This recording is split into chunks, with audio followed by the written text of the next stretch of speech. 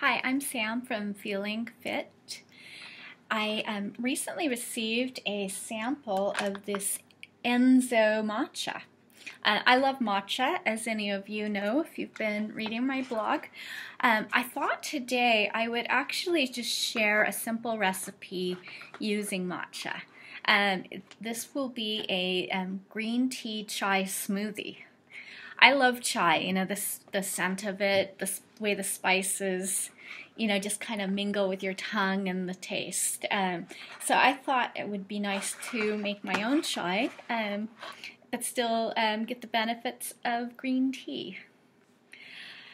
In my blender, I already have an ice cube. The ice is totally optional. It's really just if you want to make sure that your smoothie is cooler.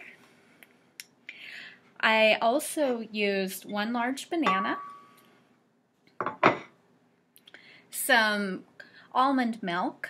You can use any type of milk that you want, really. I actually prefer nut milks with the green tea. I think the flavor actually goes better with it. And I'd also, just read that you derive more benefit from the antioxidants in the green tea if you're not drinking it with dairy products. And of course, it involves matcha and some spices. The spices are really to taste and are totally up to you. I'm just using a few things I have on hand that smell nice and are commonly included in chai, such as cinnamon, cardamom, ground ginger, ground cloves, and nutmeg. Okay, to make this, just add the banana to the blender along with the ice that's already in there.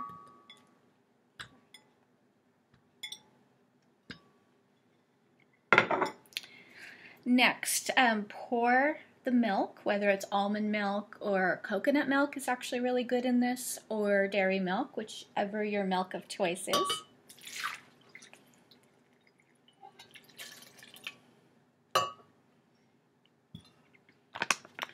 Next, add the matcha. This also is to taste. The Enzo matcha that I'm using is culinary grade matcha. It has very nice flavor, and I would usually put a teaspoon in, but it really depends on how strong you want it to be and how large of a smoothie you're making. I'm using the half teaspoon spoon though, so I will put in a couple of them.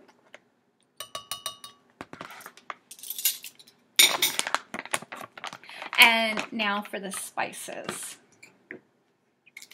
I have found that the spices can affect the texture because some of these spices that I'm using don't fully dissolve into water. That's why I'm putting it in a smoothie actually, because they seem to go much better with a slightly thicker texture like you would have with a smoothie. So a little bit of cloves. It's really more for the scent. So I'm putting a little bit less than a quarter of a teaspoon in, but it's really to taste.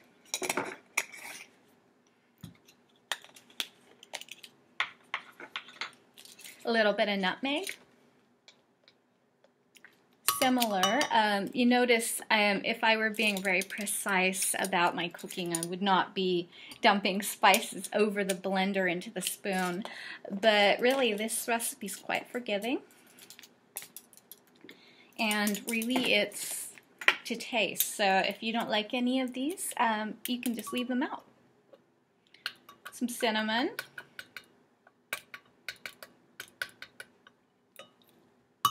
I usually do about a quarter teaspoon of cinnamon.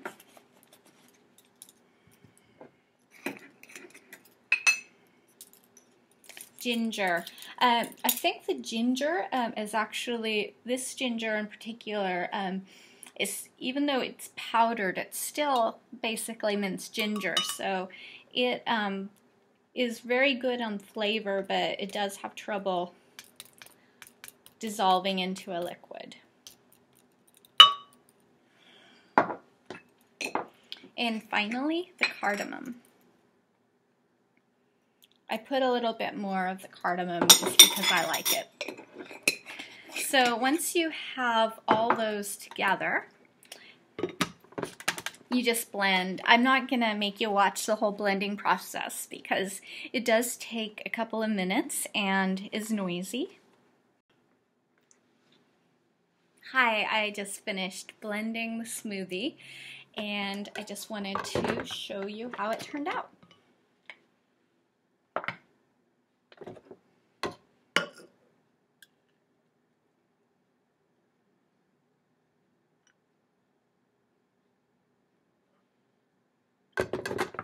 As you can see, it's a nice green colored smoothie or shake. It's not as thick as some smoothies. I only did put one banana and it's more liquidy. But the banana does offer a natural sweetness, so you may have noticed I didn't add any other sugars because there's already some in the fruit. And I think this would be very nice for a spring or summer day when I want a little bit of a boost, but also something cool. And it just smells amazing.